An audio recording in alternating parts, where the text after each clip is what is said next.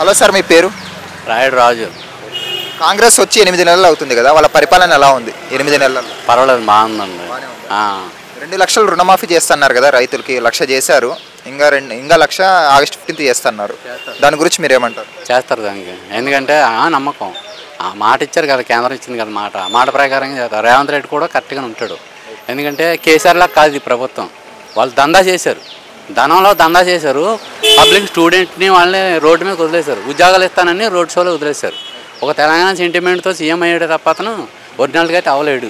ఇప్పుడు కాంగ్రెస్ ప్రభుత్వం కష్టాలు చూశారు వీళ్ళు. రేవంత్ రెడ్డి కూడా కష్టాలు చూశాడు. జనం గురించి జనాలు నాడి తెలిసి అతనికి, అందుకని ఇతను న్యాయం చేస్తాడని మాకు నమ్మకం ఉంది. మరి కేటీఆర్ గారు రోజుకొక ప్రెస్ మీట్ పెట్టి కాంగ్రెస్ గవర్నమెంట్ని తిడుతున్నాడు. ఏదో ఒక వాళ్ళ మీద ఏదో ఒక తప్పు పట్టడం అలా చేస్తున్నాడు కదా, రోజుకో ప్రెస్ మీట్ పెట్టి. దాని మీద మీరు ఏమంటారు?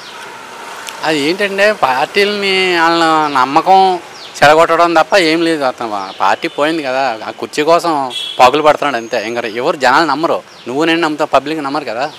ఇప్పుడు స్టూడెంట్స్ ఎంతమంది ఇదిని పడిపోయారు. ఉద్యోగాలు ఎత్తాను, వాళ్ళు ఇళ్ళు ఎత్తాను, భూములు ఎత్తాను, రకరకాల స్టోరీలు చెప్పారు. అందరూ నిర్ణయించుకుంటున్నారు కదా, అందరూ నాయకులందరూ. ఇప్పుడు వీళ్ళు కాంగ్రెస్ వాళ్ళు పరిపాలన ఎలా ఉందంటే ఇప్పుడు చేస్తున్నారు, కష్టపడుతున్నారు. ఇప్పుడు వీళ్ళు కష్టపడుతున్నారు, వాళ్ళు కష్టపడలేదు. అన్నీ డమ్మీ చేసాడు చాలా మట్టి కేసీఆర్ కూడా. ఇప్పుడు కేసీఆర్, కేటీఆర్ గారు, అలాగే హరీష్ రావు గారు కాంగ్రెస్ ప్రభుత్వం వచ్చినప్పటి నుండి కరెంట్ లేదు, వాటర్ ప్రాబ్లం ఉంది అంటున్నారు. నిజంగానే ఉందా water problem, current? Water problem 100% ఉంది ఇక్కడ. ఇప్పుడు ఉంది కరెంట్ ప్రాబ్లము. అప్పుడు కేసీఆర్ గారు 24 గంటలు కరెంట్ ఇచ్చినామంటున్నారు. కాంగ్రెస్ గవర్నమెంట్లో ఎలా ఉంది?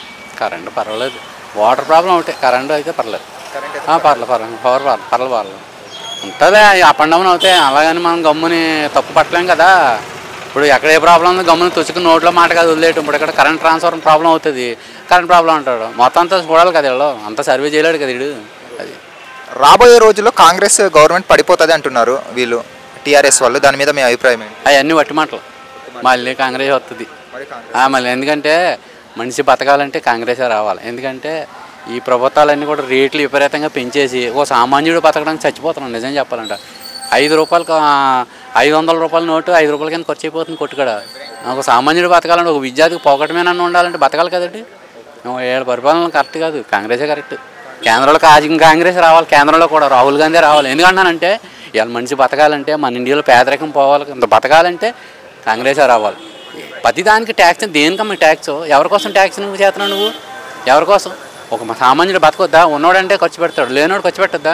రెక్కల మొక్కలు చేసుకుంటున్నాడు, ప్రతిదానికి ట్యాక్స్ వసూలు చేస్తున్నాడు. దేనికి? ఎవరికి ట్యాక్స్?